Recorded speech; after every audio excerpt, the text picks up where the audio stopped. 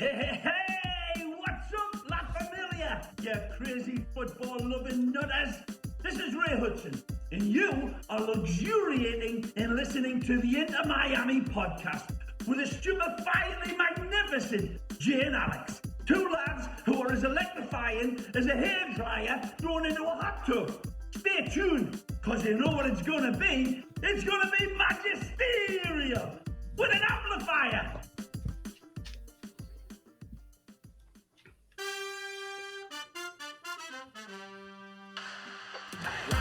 Across Campana!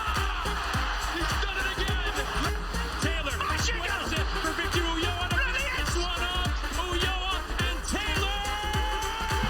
Job done for Inter Miami! Lighted in by Montreal. What? 6! It's 2 for Miami! Damian Lowe doubles the lead! Some days you can just sense something wicked this way it comes. It's a shame you didn't go up to Minnesota, buddy, because like in my eyes, you're the all-star here. Oh man, I appreciate that. I would have sent you though. So I mean, looks like neither one of us were going in. I've been living down here too long, buddy. My blood thinned out. I can't even go to the northern states for fear of a snowstorm, even though it's the middle of August. I mean, to be fair, I also refused to go anywhere farther than the northern PA border after September because I think there's going to be a snowstorm. So I don't think I'm really a northerner anymore. I'm not quite a southerner. Maybe I'm more of that like mid-Atlantic blood. I don't know. Not Midwest. Yeah, you're just like you're in that weird kind of no man's land area if you don't want to claim being from the north. That Appalachia back mountain yeah, Sasquatch. There you go, that Eastern Kentucky. But welcome everyone to the Inter Miami podcast. I am Jay Kinkton, joined by, per usual, Mr. Than Harrington. How's it going, buddy? Anything new in your life? Dude, it is just ramping up here. We have Mr. Riley starting his soccer season up yesterday. Had a little bit of a friendly versus the 9-year-old squad, 7-year-old versus 9-year-old. I was expecting a bloodbath. They ended up, they lost, but it was 4-3. He got in goal, played some left back, played some left wing, played some right wing, and 3 more games this weekend. So I'm going to be needing coffee and Red Bull straight to the veins. All right. Well, good for Riley. I saw he was, rocking a shade of blue that neither of us are fans of. We'll say to put it lightly. Yeah, it's appropriate to bring that up for who our opponent is this coming weekend. But he straight up told his coach, "My dad, my mom said that I can't wear this shade of blue, and I don't want to either. But I'll make an exception for the team." And his coach just looked at me, and I'm like, "Yeah, he's been trained well. We were red in this household, so good on him. He's already there." Well, full disclosure to all the listeners, we've been experiencing some technical difficulties up here for a little bit, so bear with us if it gets a little sketchy at any time. So let's go ahead and get into this so we can, get going while the going's good, or whatever that weird saying is. So hot breaking news, man. Oh, I mean, I don't really have anything much to say except for the fairly, felt like devastating news, but thankfully Higuain's really just finding his form with Pozuelo, just dishing him beautiful balls. But Mr. Leo Campana, sculpted from the gods of the gods in God's image, is dealing with an injury and will be out 4 to 6 weeks in arguably the most crucial month of the season. As you know, every game matters, every point matters. So we'll see what happens. Hopefully Coco's going to be back very, very soon with the muscle abductor injury. I'm not a physio, so I don't really know much about those or what the recovery time is, but that's really what I'd say here. Is there anything on your mind as far as hot breaking news you want to quickly discuss before we dive into this Canadian conundrum? No, not really. I mean, you touched on it. Our Leonardo Campana situation's not great. You claim he's been sculpted by the gods. If he has been sculpted by the gods, he is definitely Achilles right now, because we need him to get that one little nagging thing fixed and then get back out in the field so we can pick up as many points as possible and have as many options as possible. And that's just a little Greek mythology education right there, boys and girls. But yeah, so we're looking probably, I guess, best guess. They said 4 to 6 weeks. So we're going to say like mid-September will be his return. It's not really going to matter if we don't get the points we need this month. We do have 5 games coming up in September. He'll probably, I would say, maybe the earliest for the Columbus game on the 13th. But then, the other area of concern here that we'll just kind of touch on briefly, won't make it all about Leo, but he is vying for a spot on the Ecuadorian men's national team for the World Cup. So my only concern here is that could this be season over? Could he just talk with the training staff and Phil and basically not really want to risk it or ruin his World Cup chances? That's the situation we're just gonna have to see, keep eyes on and see how that develops. I wouldn't be upset with him if he said, "Hey, I want to shut it down for the World Cup." I mean, I might be the 1 out of 1,000 that would say that, but the man's worked for it, and this is one of those once in a lifetime opportunities.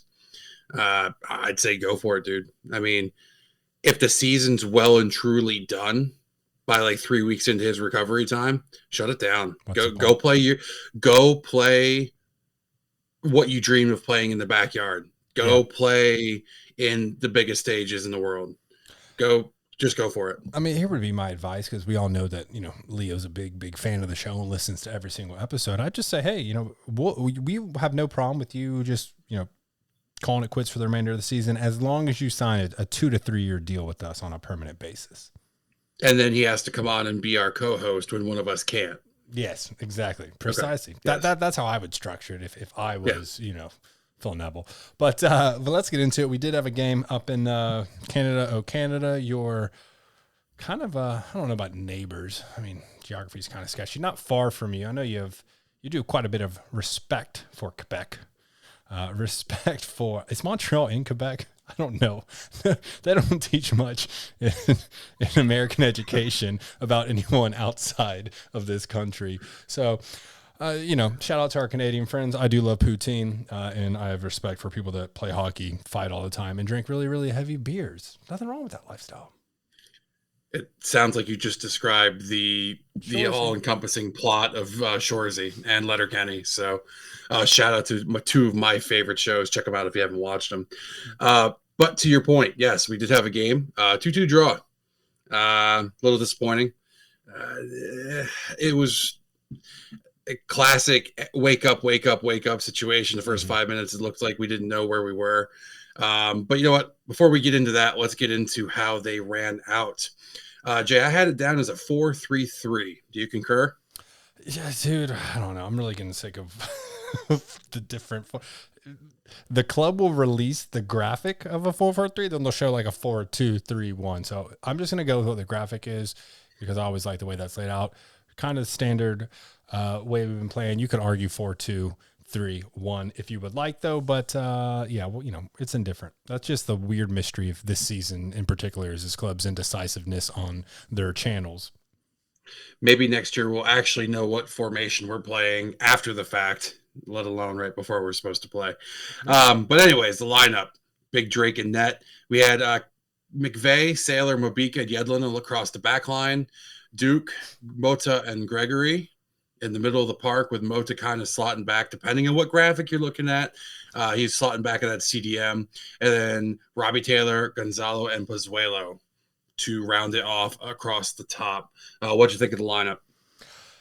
For kind of dealing with what we have right now, obviously we're dealing with, several injuries, as we just discussed, but I'll take it. Gonzalo's been, in his form. So, this is about, I think, as best as Phil could honestly do. So, I'm just looking right now, by the way. So, early graphic release 4-3-3, kickoff graphic released 5-3-2. So, I don't know what's happening here. I think they rotated in between a 4-3-3 and 4-2-3-1. But yeah, so you're right. This is a game where you kind of let it get away. Wake up, all that good stuff. Fun fact, I was watching this on my cell phone at a child's birthday party. So not the the ideal scenario. I like to enjoy away games, but it felt bad at first, but it was quickly relieved. And I'll let you kind of explain how these first 2 goals broke down. Yeah, absolutely. So 5th minute, Romo Kyoto had a ball whipped into him from the right side of the field. McVay kind of made a weird decision. He backpedaled. He knew where Kyoto was. He then turned towards Drake rather than turning towards Kyoto. And Kyoto was allowed to just volley it right in past Drake's outstretched hand to what would be Drake's left side, right side if you were watching it on TV. Not anything special to give up. It really wasn't. It was one of those ones, like, it was funny. I'm sitting there watching it, and I just threw my hands up in the air. And Riley's looking at the TV, and he goes, bruh. I'm like, yeah, that's exactly what it is. It's another just one. Like, it wasn't anything. Could Duke have closed down on the pass? Yes. Could McVay have changed his direction and been more aware in the box? Yes. But at the end of the day, Kyoto got a good foot on it. Drake missed it, and it didn't miss by much, but missed just enough, and 1-0. That's what it was. I think it's a little harsh to blame Drake in that situation, though. I mean, it's a fairly close goal and not a ton of time to react there. I don't think I'm blaming Drake. I'm just saying, like, it wasn't that far away from his hand that if McVay would have given him a little more pressure, Drake would have had a better shot of making that save, I think. Agreed. But yeah, hey, the sadness did not last long at all. And, man, you got to hype this one up right here, buddy, because this was some beautiful play by one of the fan favorites, we'll say. Yeah, so Bryce Duke was holding the ball up in the middle of the park, decides that he wants to start turning up the field, and he absolutely nutmegs a defender. Filthy. Hold on real quick. No, that's the wrong one. Let's give him some applause. I got to update this soundboard. He deserves more than applause. Throw in an air horn. Triple air horn. Sick move. Sick move. Just graceful, like a little gazelle. Sorry, buddy. Continue. No, it's fine. You know, I will say one of the best parts about watching that game was I had the surprise joy of having Ray Hudson on my TV up here. It doesn't happen often for an away game. So to hear Ray Hudson was like, oh, as Bryce hit him with that nutmeg made it even better. But then Bryce finds Pozuelo roaming in the middle of the park. Pozuelo was able to draw in 2 defenders because they're fearing he's going to make a move or cut away, and he catches Gonzalo streaking down the middle of the box. Gonzalo cuts to his left and just puts the deft of chip right up over the keeper into the net. That is a veteran striker move right there. That was just a classic veteran. I've been here before. Striker chip. Like, that is absolutely gorgeous. He's found his form, which is great. And, you know, maybe this will be a discussion later on the show. Maybe you have something up in OnlyThans for this, but, you know, I don't mean to spoil, but Gonzalo's had a rough 2 years, and everyone's been complaining because he's complaining. But my man comes from top league play, top league service, and he finally has Pozuelo here, who is a righteous player in his own account. Even without Gonzalo, Pozuelo would have been making a huge difference regardless. But the fact that he can find those balls, cut defenses, dissect lines to find Gonzalo, you can see how much happier Gonzalo is. You can see he's giving more effort. He's smiling more. He's having fun. There's not as many complaints. Yes, we'll still complain a bit, but man, what a godsend Pozuelo has been. Yeah, I think it's fair to say Pozuelo found Higuain's form, because like you said, it was night and day difference between Pozuelo being here and obviously everything we've dealt with for the past couple of years. I can live with the hands pointing towards the boot or the hands on the head in the occasional manner nowadays. Mm-hmm. Not every single play. And plus he's running. He's showing the effort. He's running. He's patting everybody on the head. He might throw his hands up, but I also saw him during the Montreal game throw his hands up and then show what he was seeing during the water break. And that was different. And I was like, okay, I can accept this. Yeah, kind of that coaching up aspect that we mentioned, I think once, maybe twice earlier this season, is he's taken on more of that mentor role finally. He's not just trying to be the star, but he's trying to improve everyone around him, because it's only going to get us better results. Yeah, absolutely. But speaking of results, we had more to do in this match. Oh, yeah. Kyoto, 21st minute. They were picking on our boy McVeigh again. To be honest, I saw it real time. I said, well, that's a pen. That's got to be a pen because the ball just doesn't take a flick off like that and make the way it or make it change a flight like it did. Went to VAR, went to review. McVeigh had an outstretched hand as he went up to defend the ball coming into the box. Kyoto stepped up for the penalty. He went to Drake's left. Drake guessed the right way to just sneaks underneath his torso. Yeah. Literally just sneaks underneath his torso. You could see the frustration in Drake afterwards. You know, he's over, you know, kind of down, looking down at the pitch, arms up, and you can see him kind of slamming his face. Like you can't really blame a keeper in a penalty, right? Like no one's going to judge you if you can't save a penalty. If you do save it, right, you're the hero. But you can tell that he knew that he could have saved that. Had it gone just a little different, but the ball went right in the perfect area, just kind of right on that upper torso, lat side in between his armpit. You know, no harm, no foul, but so close. I almost thought he had it. If he went like a tenth of a second later, I think he gets his elbow on it. Like that's how close it was. It was beautiful. A beautiful dive, beautiful pen. Like what is what it is. But yeah, and that was pretty much how we rounded out the first half. It was cagey and contentious throughout the rest of the match. First half, I should say. And we went in down 2-1. Yeah. Then we made some subs, you know, not too far into the second half. 56th minute, brings out Mota for Vasilev, brings out Robbie Taylor for Jovan Jones. And then 68th minute, Pozuelo comes off. We send in the Rhino himself, Mr. Emerson Rodriguez, just full of confidence now. And then a minute later, Higuain comes off for Ari Lassiter. And then we'll take it to the 78th minute when Mobika is subbed off for just the Swiss Army utility knife, one of Phil's favorite players, Victor Uyoya. And, you know, it was a bit frustrating. We were giving effort. We were, you could tell he was making the changes, trying to get some pace and some energy into the second half, which brings us over to the 79th minute here, buddy. Take us off. I wish the fans could like see us right now because like I've had my head in my hands just thinking about you saying the Rhino coming onto the field. I couldn't see you because I'm only working on one computer right now, so like I'm switching tabs between the outline and my notes and stuff like that. So I'm sorry, I couldn't even see you doing that. But yeah, I'm full disclosure. If you haven't seen this goal, this might be the ugliest one we've scored in our history. It's the most comical. No.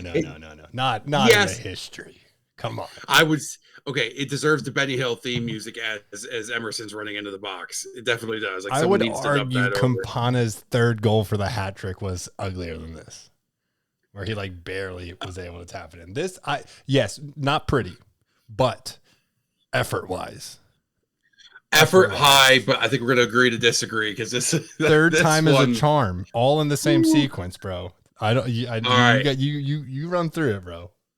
All right, so Emerson's running free on the left-hand side. Emerson cuts to his right, puts a shot on goal, which goes off the keeper.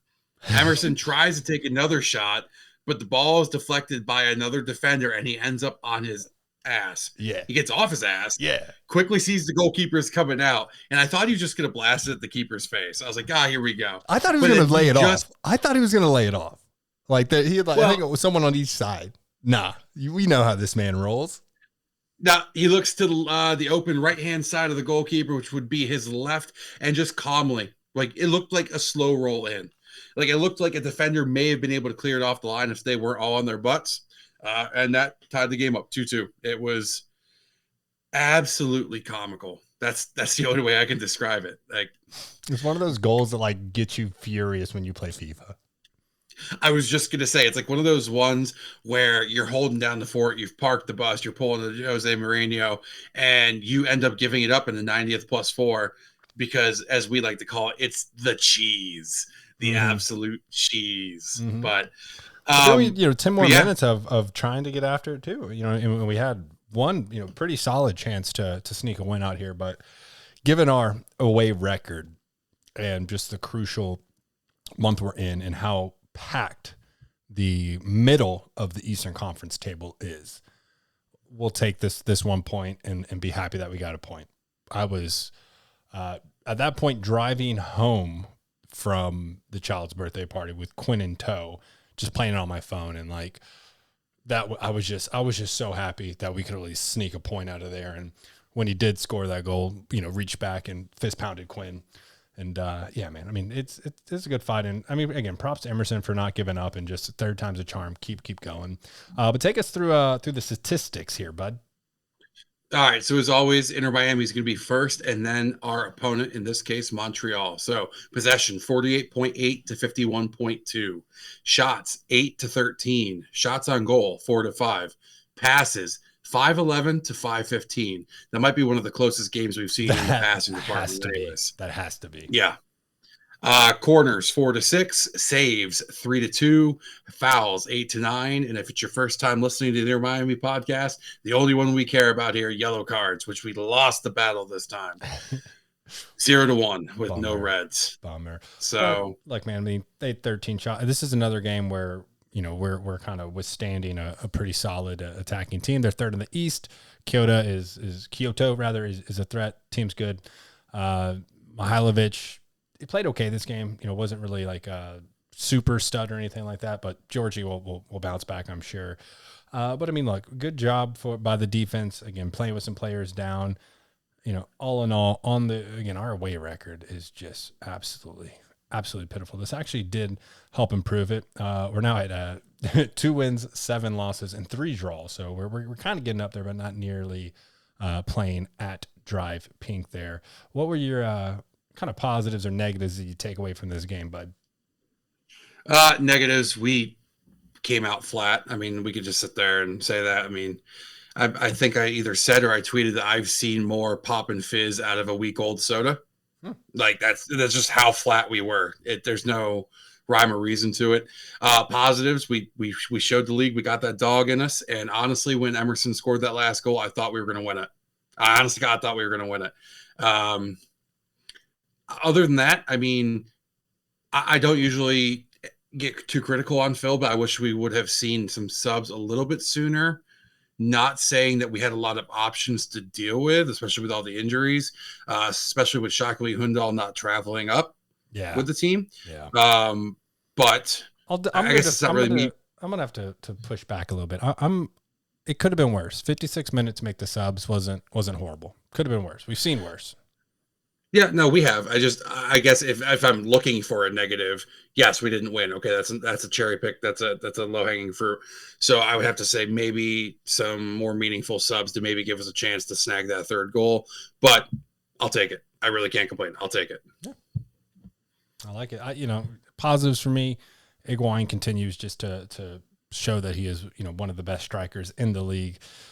Even if the overall like Golden Boot record doesn't show it, I mean, this man hasn't played nearly as many games as the rest. Love to see Emerson continue to develop. I still think he's our 2027 MLS MVP of the league right there. But like the finishing's getting better. We're playing more as a team. It's finally there now. Again, wheels could fall off like they did last year after we've had some good stretches. So still a crucial time. Can't really, be happy. I mean, we can be happy. The fans can be happy that we snuck a point. The team just needs to, we could have had 3.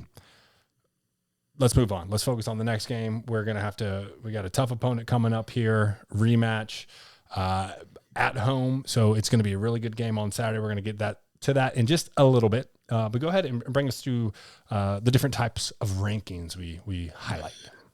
All right, we're going to do rapid fire rankings. I think that's what we're going to call it from now on. I like that. All right, so power rankings. Believe it or not, with the exact same win and draw that Montreal had, Montreal moved up and we fell 4 spots in the power rankings because that's what we do. It's insane. Yeah, I know I text you. I was like, do you believe this? Doesn't surprise me at all. It's crazy. No. Like they're not even giving us credit for like doing so well with sanctions and like, having to put together a completely new team like that. They forgot about that already. It just feels like we're being punished now. Yeah. I mean, I wouldn't say I was surprised. I was definitely pissed off. That's like, okay, guys, come on. There's no rhyme or reason to this. But anyways, let's get into it. We are in 24th. We are down 4 from last episode. We are currently behind Charlotte, at 23rd, Atlanta 22nd, and Orlando in 21st. We are ahead of Houston in 25th, San Jose in 26th, and Sporting Kansas City in 27th. Honestly, with the folks who are around, I think that's kind of fair to a point. But again, I also don't think we should have dropped like we did. Yeah, fair enough. Moving to the Eastern Conference. Jump to Supporter Shield, because we're going to want to discuss, I think, a little bit more in depth on the Eastern Conference and how compact it is. So let's finish out with that. So let's do Supporter Shield now. Got it. All right, Supporter Shield. So we are in 19th. We are behind Orlando in 18th, Chicago in 17th, Colorado in 16th. We are ahead of Vancouver in 20th, the Revs in 21st, and Charlotte with 22nd. One of these days, I'm not going to say Chicago when I go to say Charlotte. I almost did it again. Sorry, so no worries. It's okay. Look, we're right behind Orlando and right behind him in the table. I love it. I'm going to enjoy that jumping. If and when. Let's go ahead and talk about that then. Eastern Conference. We are in 9th with 30 points. This is how tight it's getting, folks. Orlando is ahead of us in 8th with 30 points, and they are only ahead of us by 1 goal in goal differential. Mm-hmm. Chicago is in 7th with 30 points. Again, we are only behind on goal differential. Cincinnati's in 6th with 32 points. So also notable, New England has 30 points as well at 10th, right below us. So this really is kind of a 4-way draw for the 7th spot, broken down right now by goal differentials. Well, I guess technically New England would have that on goal differentials, but they have 1 less win, same amount of points here. So they also, have a game in hand on everybody. They've only played 23. Everyone else has played 24. That's going to be interesting to watch. Just below that, Charlotte only is 29, Atlanta 28th in 12th, and then Toronto's making a rise back. So just to break this down, between 4th place and second to last, between 4th place and 13th place, we're looking at a difference here of 11 points. And just even more, between 5th place Columbus and say, we'll go ahead and include 12th place Atlanta, right? You're looking at a difference of 5 points. It's insanely compact. That's why every single point matters. Wins are multiplied right now. Those 3 points feel like 9 points, honestly. And those draws are basically a must-have. Losses are going to be scary. We're going to have to be looking around everywhere to see what other teams are playing. I mean, this is like every game that this middle of the Eastern Conference teams are playing, I'm paying attention to. I'm watching. Yeah, no, absolutely. And anybody who says the MLS is not exciting, you just need to show them these standings. Yeah. Like, how can you not sit there and say that this is exciting? Like, I think I was saying I was saying to a friend of mine earlier, it sucks that the EPL is starting to turn into like League One and Bundesliga with it being a 2-horse race, essentially. Mm-hmm. This is anybody's race. Yes, Philly's at 45. NYC's at 42. Montreal's at 40. But 4 through 13, I mean, you could even throw DC in there if they found a run of form and everything landed right. They could make their way out of the basement still. Yeah. So, and if the wheels fall off, they drop off quick. Like, it's crucial. Yes. So looking and talking about playoffs real quick, the playoff predictions presented by 538.com have us at 27%. What makes that better? Mm-hmm. Orlando has dropped to 22%. Yeah. So we are currently predicted to make the playoffs over Orlando. That would make up for the loss this season so far, make up for the Open Cup loss. I'd be ecstatic with it. I'd be thrilled. Yeah, just to finish above them would be great. But look, I'm really holding out here. I want this to be such poetic justice. I want to jump them in the power rankings. I mean, in the Supporter Shield, and I want to jump them in the Eastern Conference Finals on September 4th. That's on Labor Day, or Labor Day weekend rather. 8:00 game at Drive Pink. Oh, it's going to be so good. But 27% chance to make the playoffs. Well, I can't recall what we were last week. Was it 25? I thought it was a little higher than that, to be honest, and I should have put that down. I got to start putting that down when we do this. we'll track that though. We're going to track that throughout the season, obviously. But yeah, like I said at the top of the show, real, or probably not top of the show, but after the Montreal game, rather, big game this weekend, Saturday, 8 p.m. We are going to get a rematch of the now Taty-less NYCFC, who has been struggling, and I feel cautiously optimistic. I think I've used that a few times this season. Like I feel, I don't want to get cocky or jinx anything, but I feel good with our chances to compete in this game. It's going to be a really, really good time on Saturday. Yeah, absolutely. To just quickly go back, 34% was the last one I have on record. So going, probably like I said, I would have to start. imagine that's because there's multiple teams at 30 and it just got more compact. Yeah, no, I agree. But yeah, so as you alluded to, we are playing NYCFC. I know this is one of your favorite segments, giving you a little history of our opponents, even though they are part of Citigroup, and Citigroup has no history. It is all bought. Boo. They were founded in 2013. They can't even play in a proper stadium. They play at Yankee Stadium or Citi Field. Boo. Ironically enough, they play at Citi Field. I don't know why I never put that together. Nicknames: the Citizens, not citizens, citizens. The Bronx Blues, and your favorite, Jay, the Pigeons. Yeah, Birdman. That's the sound a pigeon makes, right? Yeah, that's right. Quail? At least you didn't screech like an eagle. All right. Trophies won. Unfortunately, they won the MLS in its entirety last year. That's the only thing that their oil money has bought them. All-time series versus us, 5-0. Yeah. So you're telling me there's a chance to finally get on the board in some capacity. I'm telling you what, my DGen self is putting $10 down on us to win this game. Oh man, I'm doing it. I'm doing it. Don't break the bank on us now. Well, I got to keep that bankroll a little hidden from the missus so she doesn't beat me. I kid. All right. So recent run of form, they have 3 wins, 1 draw, 1 loss. However, as you alluded to, Jay, Taty was around for all 3 of those wins. After he left, they kind of fell off, including the game against us.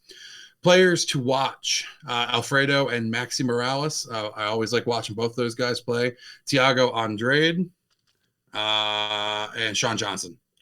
I would say Alex Callens, but it's official today. He is no longer going to be available for our match, which is a major positive for us as much as I like Alex Callens. That's good for us, but they still have Talis Magno, really, really shifty Brazilian.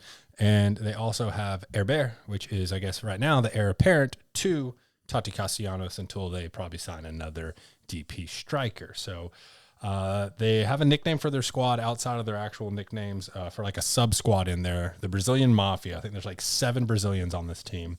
I'm all for that type of structure here, but they still got some heavy hitters, but they seem to kind of have lost their identity without Taty. And they've been struggling, and we have to capitalize on this. No Callens is absolutely massive.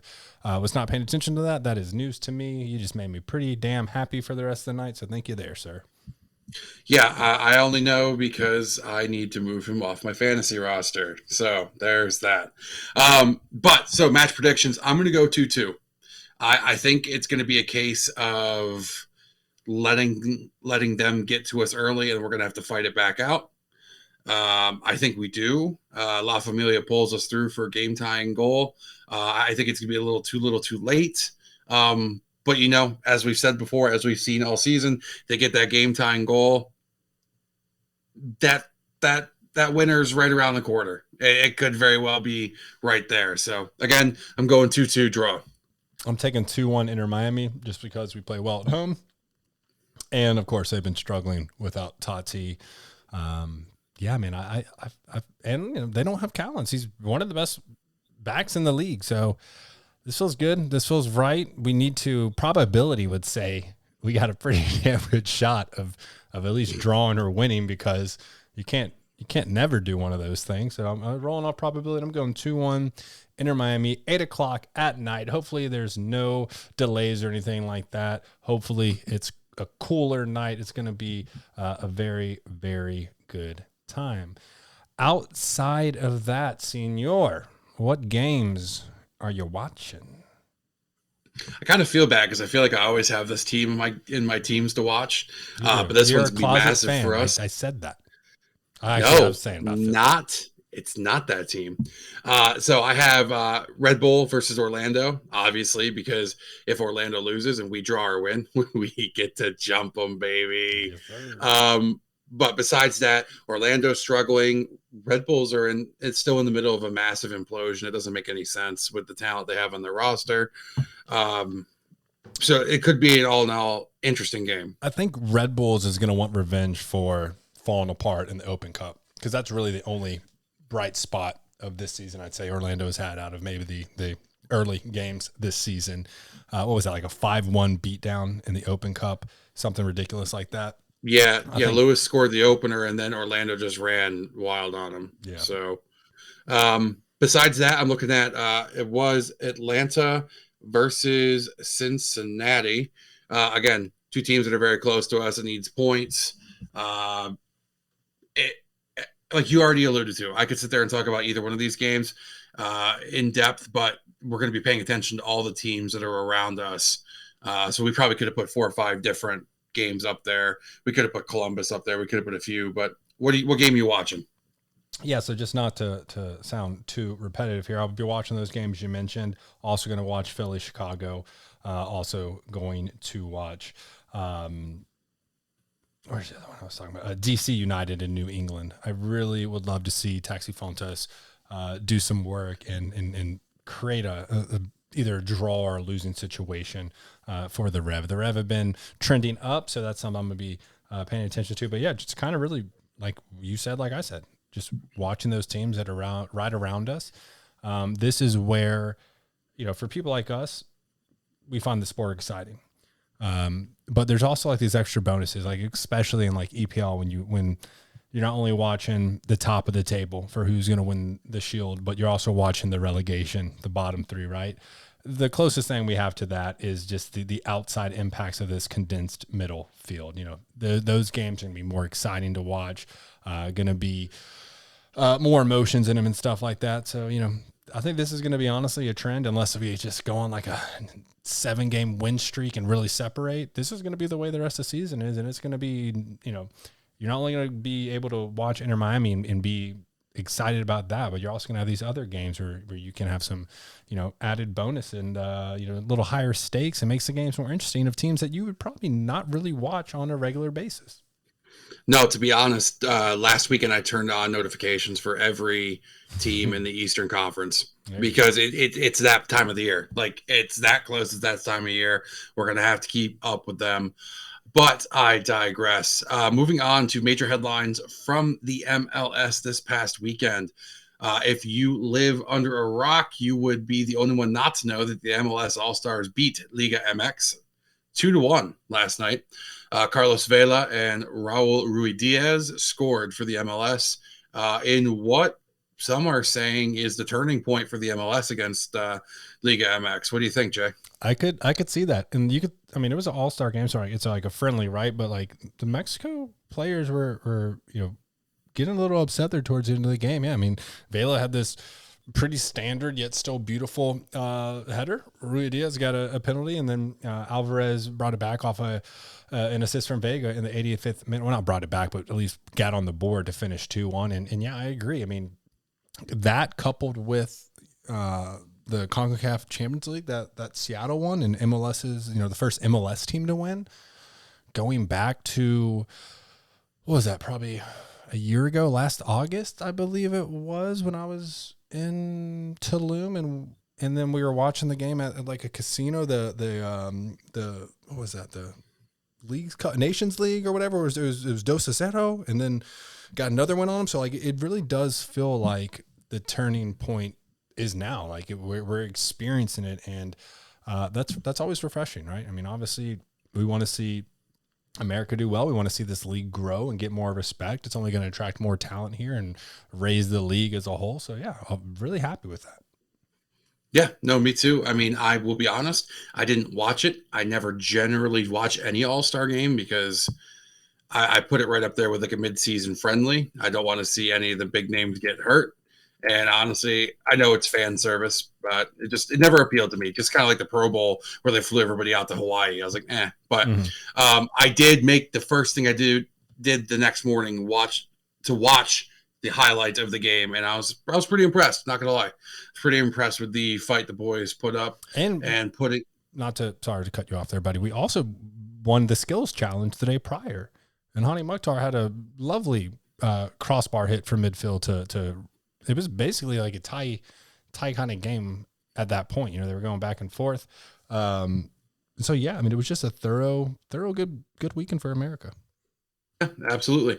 Jay, I'm going to let you take this next one because it has to deal with the Blues from Chelsea. You want to go ahead and run this by everybody? Yeah. So Matt Miazga signed on a free to FC Cincinnati from Chelsea after only appearing twice for the Blues. And like, honestly, I can't even remember when this guy played, so I'm not really upset about it.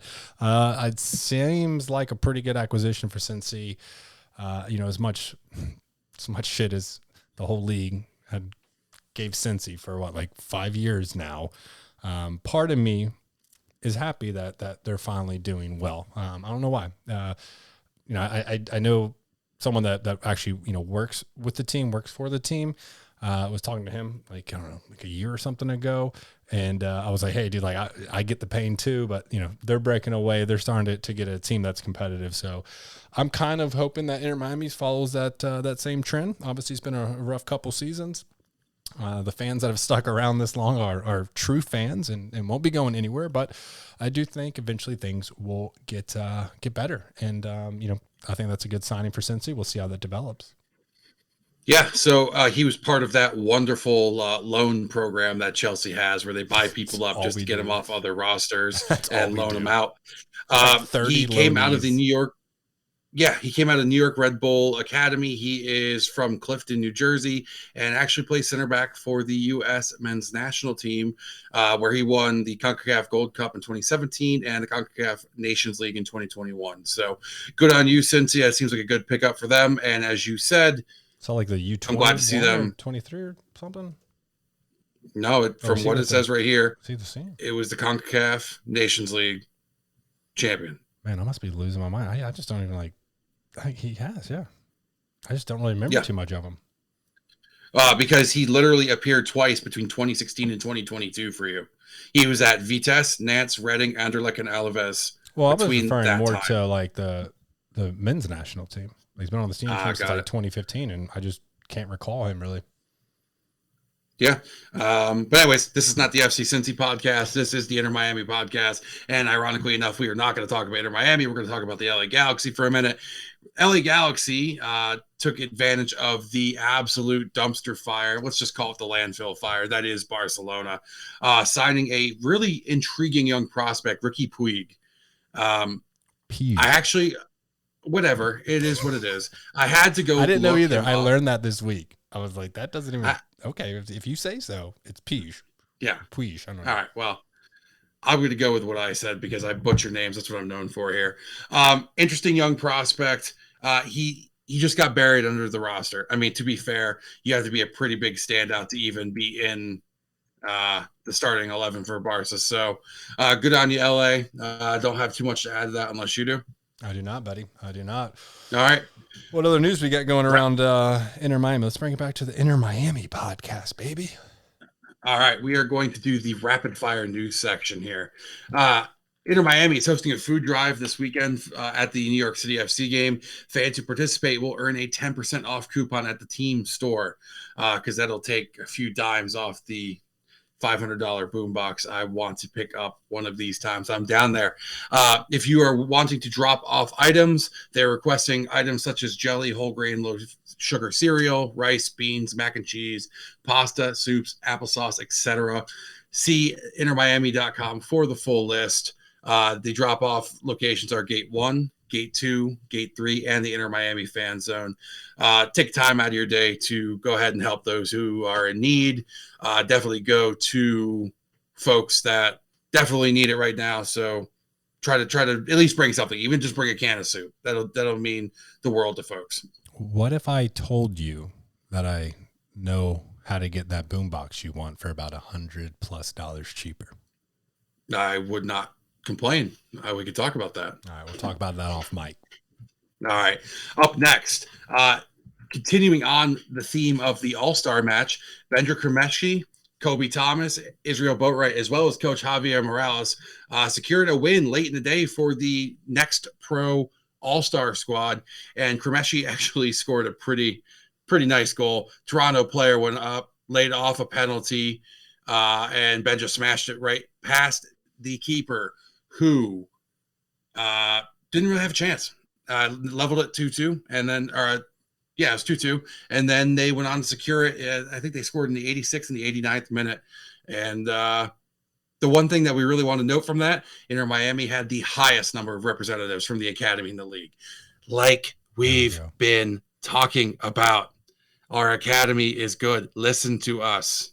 Yes. Just have to throw that out there. We MLS just keep talking about next. Man, it's a good exciting time for Miami. You know, it's kind of a showcase to players that we will see in the future. So if you don't check that out, please, it's MLS Pro or MLSnextpro.com, and that's where they stream all the games. Have a game of the week typically with much better camera angles, but go check that out.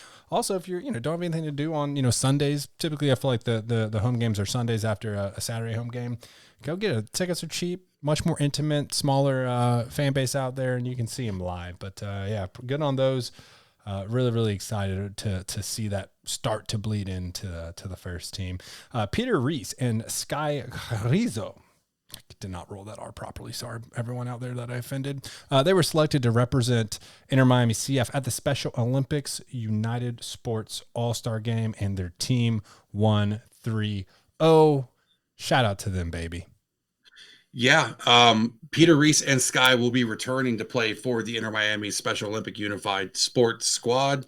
And I believe, I apologize if I get this wrong, but Peter Reese actually scored the first ever goal for the Special Olympics Unified Sports Squad in 2021. They have a game, I believe it's September 10th in Chicago. So as we get updates for them as well, we'll keep you posted. It's awesome to see Inter Miami getting involved with that as well. Pretty cool. I like it. And then on to the first team. DeAndre Edlin was our lone representative at the MLS All-Star Game. As we all know, Drake got snubbed for that. He was subbed on at halftime, had a very successful match, helping the MLS All-Star claim the 2-1 victory, as we mentioned before. Drake will be there next year. Add to? Drake will be there next year. He didn't have enough games played to qualify when they did the voting. DeAndre Edlin, love the man. There's a good bit of influence from being on the men's national team as far as that selection there as well. But let's bring us home with OnlyThans. All right, got a lot of them because you complained last time. So get ready. Here we go. Not complaining. You just you prefaced complained it like this is a lot of questions, and it was like 3. No, you complained that I didn't pump out the premium content. All right. Give me that. Give me that unfiltered. First question. What Inter Miami 2 player would you want to see signed to the first team next season? Hundle would be one of my top choices for sure. And then Kremeshi as well. I think those two are really well. I mean, there's a few. I think at some point Romeo is going to need a shot, right? He leads the MLS Next in assists. Some people say other stats aren't too great, but who cares about passing accuracy when you're completing the crucial passes that lead to goal. So that's probably those 3 that I would pick. What would you go with? I got to be honest, I was definitely tough on Romeo, and I watched the last 3 games, and he's definitely coming out of his shell. He's starting to come around, so I would have him up there.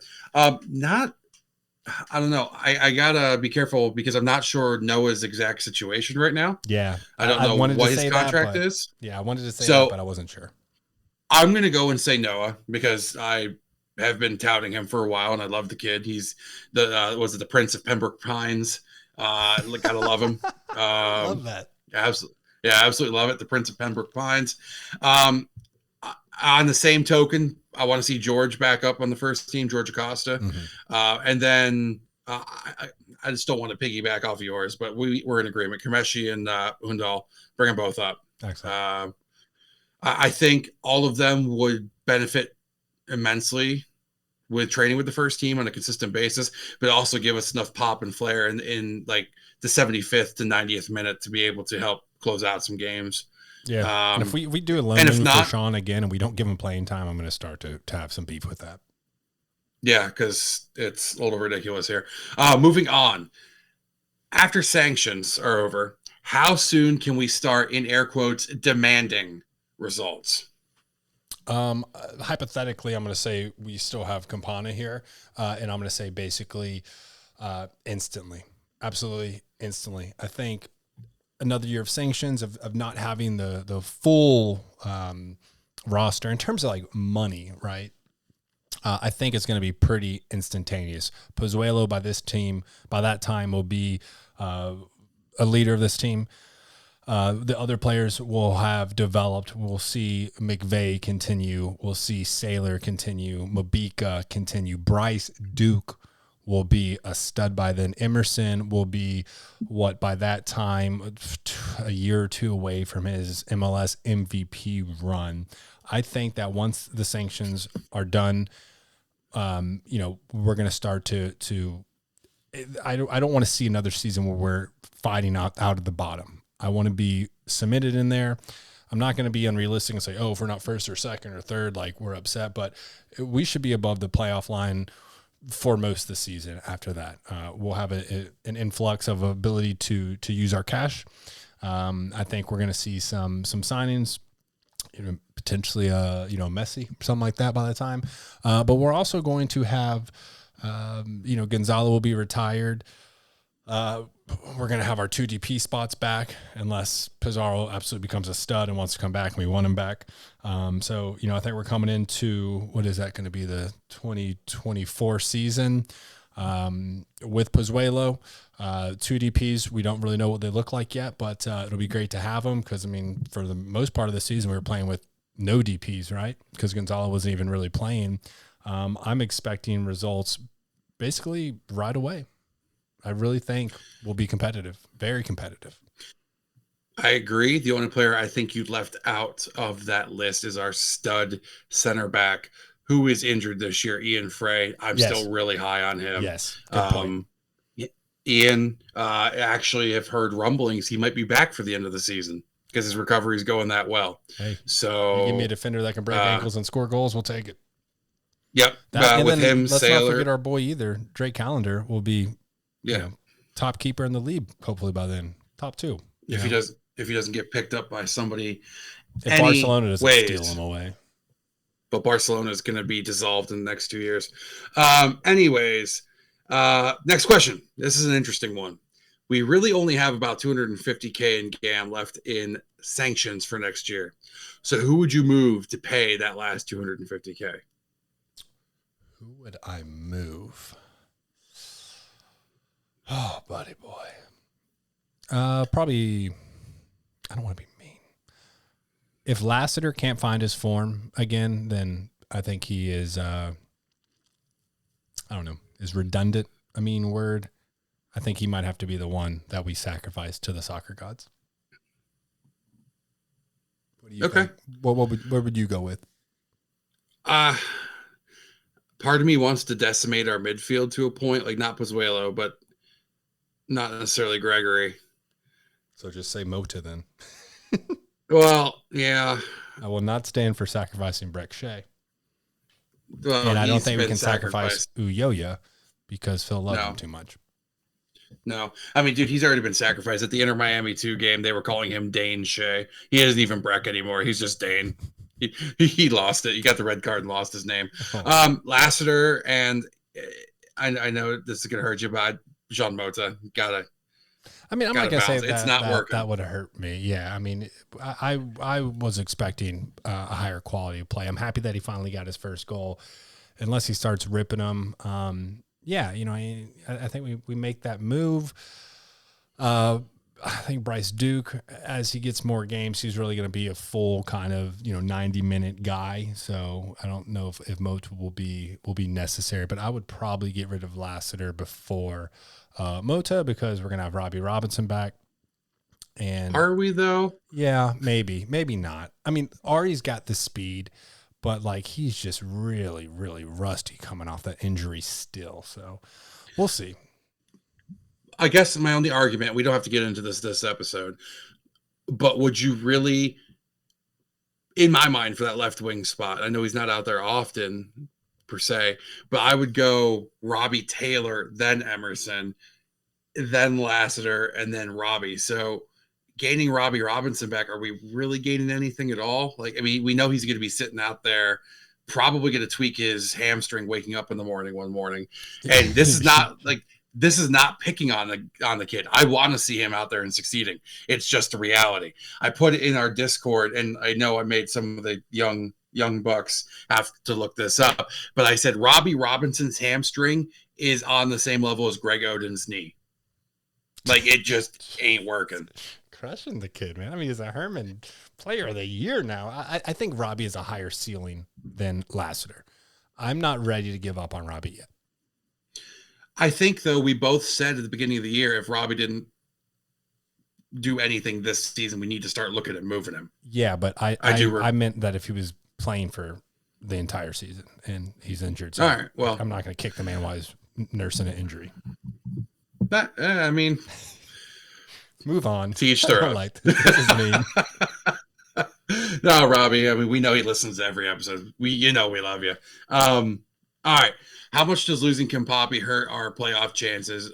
Or do you think Higuain in his current form can pull us through? If you asked me a month ago, I'd said it would wreck it. But I think the Pozuelo Higuain combination is just too nice right now. I think Robbie Taylor is really showing up and being a really quality player. We need him. And then there's still a lot of games left in this season, man. And I think Emerson, it's starting to click. I don't think it's gonna be a super fast thing, but I think he's gonna improve throughout the season. So it's gonna depend on like how Coco does, right? We've only got a very, very small sample of Coco. So if he can come in and at least be a backup striker, because Gonzalo will be getting gassed. I guess overall long-winded answers. It hurts us, but not. I'd say it's not that big of a deal anymore because Higuain is just in his zone right now. The caveat to that is if Higuain can continue his form, I would say we're good.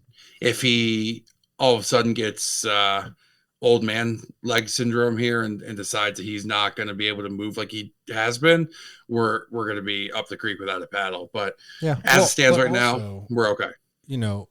Campana's had a couple goals that he had some beautiful play, like specifically like off that what was that either corner or cross where he kind of volleyed it over his shoulder, then drilled it. I want to say it was against Atlanta, just across the face, and beautiful, beautiful goal. But a lot of Campana's goals he's a target man, right? He's right place, right time, just give him service, great with his head.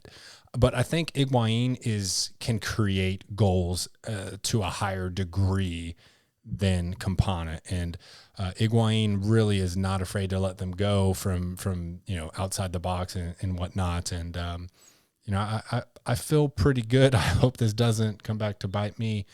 I think Gonzalo is going to have a pretty strong finish to the season. He's already at 8 goals, so he's tied with Campana now with less games. I mean, if we had Pozuelo to start this season, Gonzalo could literally be top 3 of the MVP race or the Golden Boot race. He literally could be 13, 14, 15 goals right now if we had Pozuelo, if we had that beautiful service. So now that we have a more complete team, I'll take it. All right. With all the injuries the squad currently has, what kind of depth players should we look into bringing in next season? We need more backs. We need more center backs, and we definitely need a left back. We need a true left back. That's like probably the most pressing on the defense. because it seems that it just gets so thin. It just gets so thin so quick. I think we're pretty, I'd say, decent with the wingers in the midfield. We could definitely use another attacking option because we don't know what's going to happen with Gonzalo if he finishes out and we have a pretty good end of the season. If we can, win a couple games in the playoffs or something like that, I think they might exercise that contract option right there for the extra year. So I'd probably say left back, another center back, and another backup striker. What would you go with? I would like to see, I agree with you all on all points, but I would also like to see another true backup center defensive mid. I want somebody who's going to get in your face, who's going to lock down the middle of the park, not afraid to go studs up in a tackle, but also not afraid to make a play out to the wingers or even move up the field and get into a attacking position. It's very clear as day when Gregory goes down. And I know it's like been Mota recently playing the center defensive mid spot, depending on what graphic you look at it again, but we need a true backup to Gregory. Yeah. And Gregory needs to take a shot every now and then. Yeah, I'm okay with him shooting. I think he's done enough for the team where he's gets the green light to shoot whenever he has a relatively decent chance. Yep. Final question. Has Pozuelo shown enough to be signed to one of our DP spots next year? Absolutely. He would have to be. He would absolutely have to be. There's no way we could afford Pozuelo without a DP spot.